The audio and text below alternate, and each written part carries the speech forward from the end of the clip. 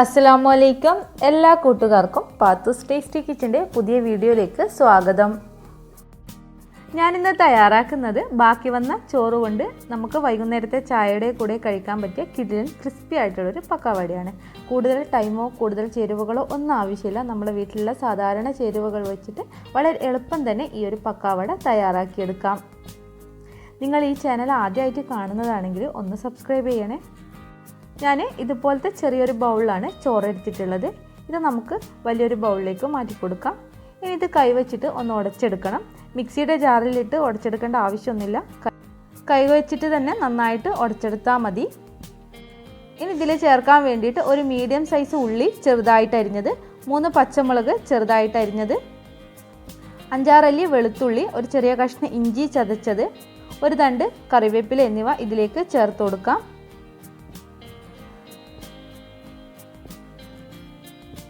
ഇനി ഇതിലേക്ക് പൊടികൾ ആഡ് ചെയ്യാം.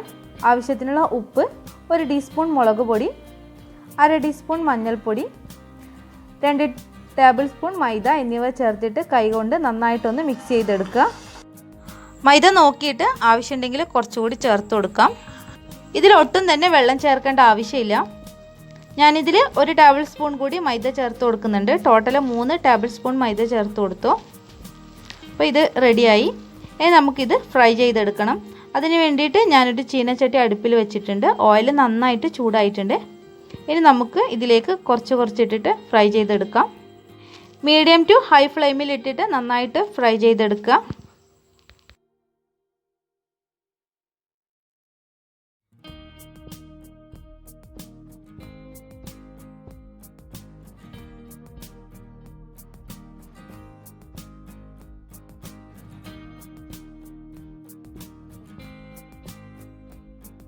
ഇടയ്ക്ക് ഇതൊന്ന് തിരിച്ചു മറിച്ച് ഇട്ട് കൊടുക്കണം. എന്നാൽ മാത്രമാണ് എല്ലാ ഭാഗത്തും ഒരുപോലെ മുരിഞ്ഞ് കിട്ടും.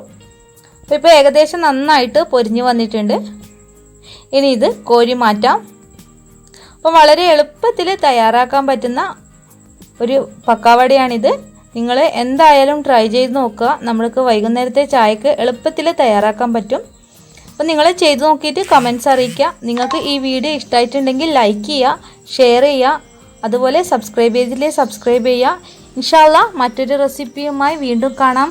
അസ്സലാമു അലൈക്കും.